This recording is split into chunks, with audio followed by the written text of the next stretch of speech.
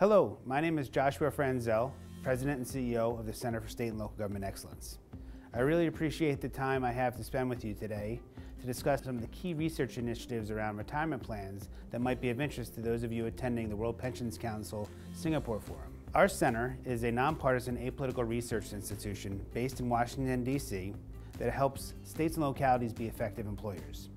One of our main research lines is on state and local retirement systems and retirement plans and the benefits that are provided to state and local employees. Before I dive into some of our key research initiatives, I wanted to provide a little bit of background about the state and local sector and state and local retirement sector overall. Approximately 85 to 90% of all state and local workers are covered by a defined benefit pension plan.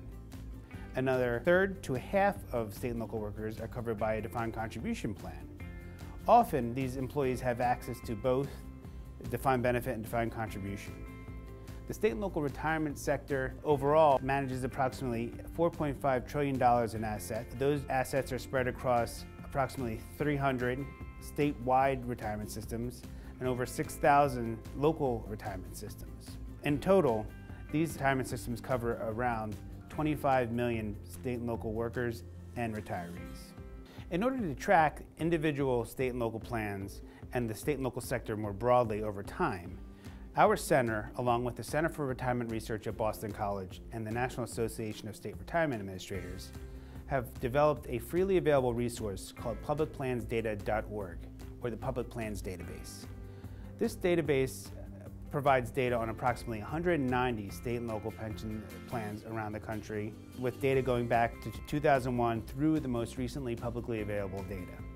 It covers approximately 95% of all public pension members and public pension assets in the United States. This database allows us to understand not only specific details about specific plans, but more broad trends as well. On the investment side, the majority of state and local assets remain in equities and fixed income. But over the past decade and beyond, we have seen increases in the amount alternatives investments make up of overall asset allocations. On the funding side, aggregate funding ratios are approximately 72%. This is down from around 100% at the turn of the century and early 2000s. To increase the funded ratios of these plans, public plan sponsors have increased the amount they are paying towards their required contributions, which is a good thing. At the same time, these contributions are making up a larger amount of payroll. For example, 10 years ago, the required contributions that were being made up approximately 10% of payroll.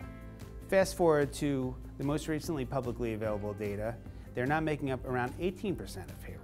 So given the current funded ratios and increasing costs for public plans in the United States, we are seeing increased interest in variable benefit and contribution arrangements.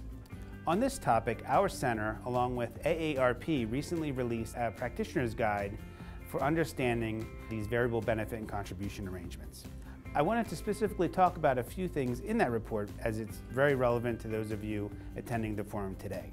The way variable benefit and contribution arrangements work are depending on the investment returns, underlying economic environment, the accuracy of assumptions, and other factors based on how they affect the underlying contribution levels and funded ratio of these plans affect the ability for public plan sponsors to require increased contributions for themselves or their employees, or alter the benefits being provided to public pension beneficiaries. A range of states have implemented either variable benefit arrangements that alter benefits or variable contribution arrangements that enable them to change the contributions to the plans, or a combination of the two.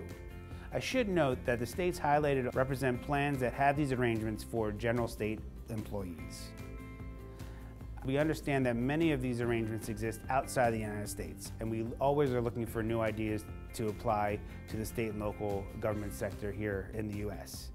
For example, I know that these arrangements or similar arrangements exist in Switzerland, Sweden, and the Netherlands. I wanted to thank you for your time today at the Singapore Forum to talk with you about some of these initiatives. In the future, we'll be releasing additional research, not only on these topics, but other related topics such as financial wellness and financial literacy, something that's increasingly important both here in the United States and around the world as benefits are changed and benefits are reformed, requiring more individual decision-making on behalf of the employee. With that, I'd like to conclude my remarks, and I do encourage you to visit our website, Follow us on Twitter and join our e-newsletter so you can receive our latest research going forward.